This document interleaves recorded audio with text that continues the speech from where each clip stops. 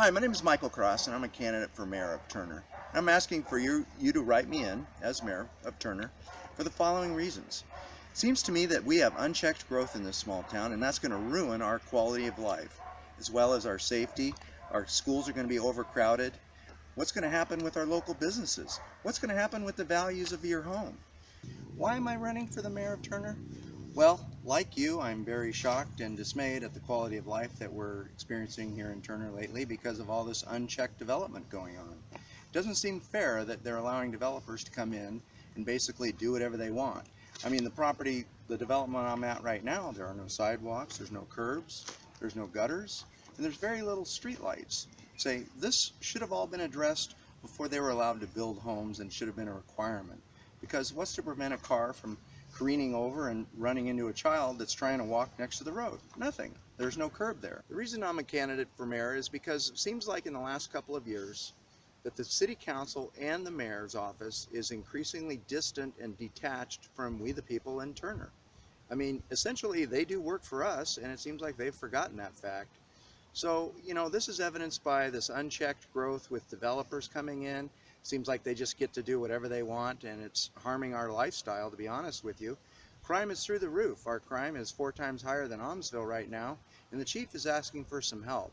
So I'm willing to give him that help. I'm asking for your vote and your help as well, because this is going to be something that's going to take all of our help to get accomplished. And furthermore, what's going to happen with our quality of life if these buildings are allowed to come in and build, if they're going to just be allowed this rampant growth? That can't be good for our kids. It's going to overcrowd our schools. It's good for the developer. It's going to fill their pocketbook, and it's just not going to be good for you and I as citizens in this beautiful small town. We're all concerned about quality of life here in Turner, and we have long established businesses here in town, and opening up our small town to more big development is going to bring in new business and take away the business that the existing companies already have right here. Would you rather do business with somebody that you've known and local and they've been in the community a long time, or do we really want a Walmart on every other street corner? I'm dismayed at the lack of transparency that's going on with the current administration. They didn't allow any time for us to comment on the Westwood subdivision, and initially they said they weren't even going to allow any of us to speak at this meeting, and I was thinking to myself, well, this is going to be interesting. Not only is that wrong, it's illegal. And the notice that they gave us didn't give us enough time to properly prepare any kind of a statement whatsoever. So consequently, our quality of life is suffering in our small community. The schools are overcrowded, and crime is through the roof. I mean, our crime is 4 times greater than the city of Almsville. What is going on? And our chief of police is actually asking for help, and I want to give him that help. He needs that help. And we need to do that to protect our community, our children, and all of the people of Turner. Look at behind me, this is Oregon. Trees, beautiful scenery, clean air, clean water. Do we want that to be Oregon? Or do we want crammed full of brand new houses, developers coming in, doing what they want, and we're just victims lying roughshod in the aftermath? Now, what's going on with some of these neighborhoods that are not accessible to emergency vehicles? Some of the times these fire trucks cannot even get into the property. Ambulances can't get in there. It was about a week that the post office couldn't even deliver the mail.